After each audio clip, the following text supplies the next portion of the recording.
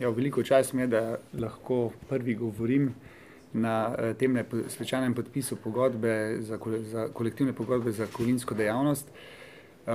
Vsako pogajanje veste, da je kompromis, na koncu se doseže en dogovor, ki je več ali manj skupek želja in zmožnosti tako na eni strani delodajalcev kot na drugi strani delojemalcev. Zelo pomembno je, da se pri teh pogajanjih uporablja zdrava pamet in da se doseže tisto, kar je pač možno doseči. Kovinska industrija v Sloveniji predstavlja zelo pomemben gospodarski sektor oziroma gospodarsko dejavnost.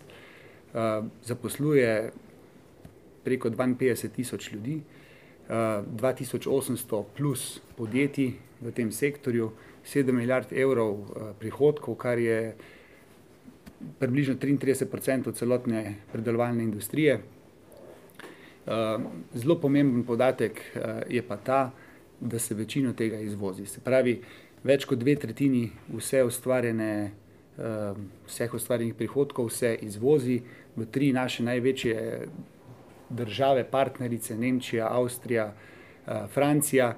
In jaz mislim, da so to zelo pomembni podatki tako za stabilnost slovenskega gospodarstva, tako za sama podjetja, ki v tem delujemo, in seveda verjetno tudi za zaposlene, ki ustvarjajo svoje prihodke in pa seveda skrbimo posledično tudi za to, da se naše okolje, v katerem delujemo in delamo, ustrezno razvija in ustrezno krepi.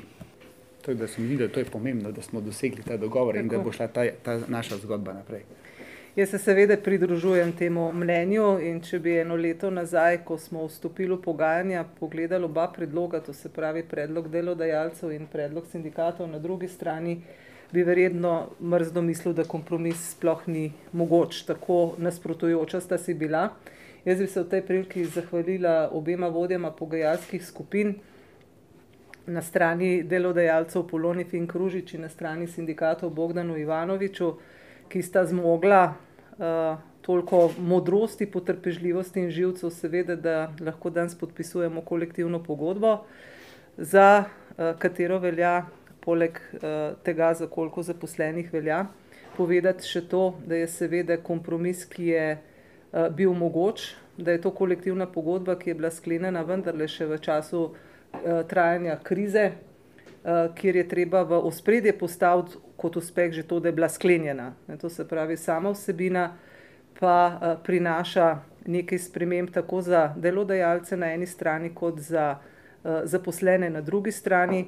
Tisto, kar smo z našega vidika lahko zadovoljni, je to, da ponovno v kolektivno pogodbo uvajamo institut pripravništva. Zdi se mi, da s tem delamo nekaj dobrega za mlade, za tiste, za katere pogosto znamo povedati, da so najbolj izpostavljena kategorija pri nas, da smo uspeli dogovoriti nekaj sprememb pri tisti vedno sporni zadevi, to so dopusti.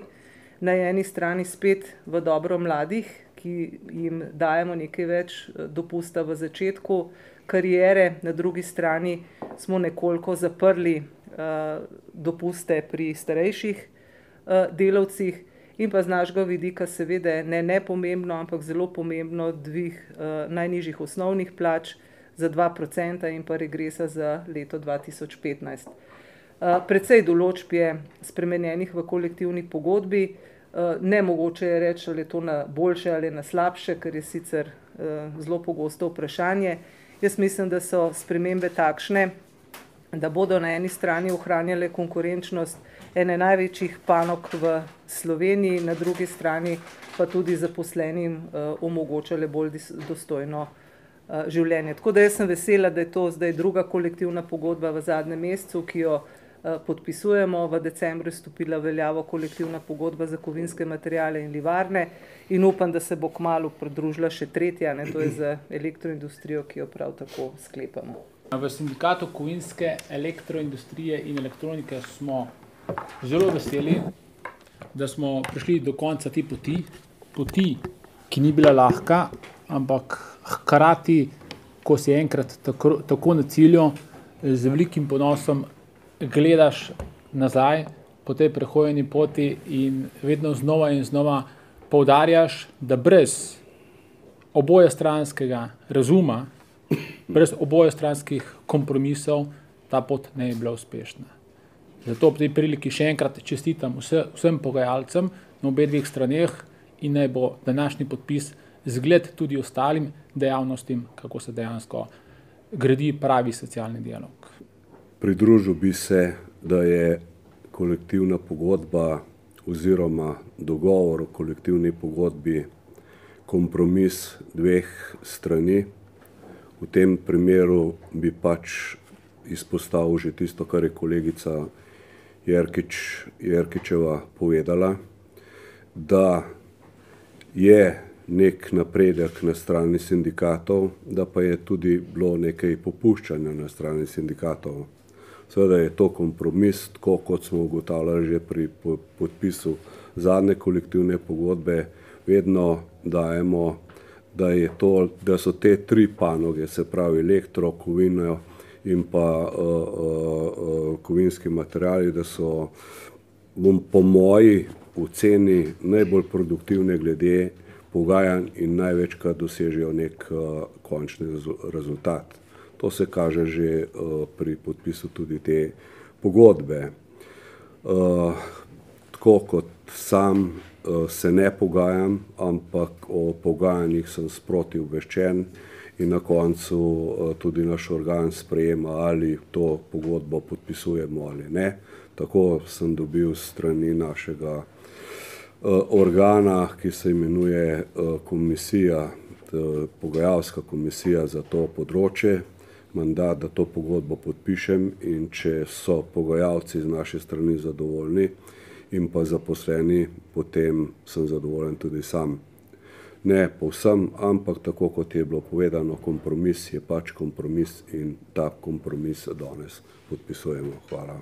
V Zvezi delavskih sindikatov Slovenije Solidarnost smo zadovoljni, da bo do podpisa prišlo. Tako kot je bilo povedano, pogajanja so bila dolga, vendar uspešna in verjetno bo prineslo pozitivno za obe strani. Dva vidika se mi zdi sta pomembna. Prvi je ta, da smo novo kolektivno pogodbo naredili bolj čitljivo, lažje berljivo, bolje razumljivo. In drugi vidik je, da smo do te kolektivne pogodbe prišli z dogovorom, tako kot v poslu, tako tudi tu. In to je, mislim, da so dve bistveni sporočili, vse ostalo so pa detalji.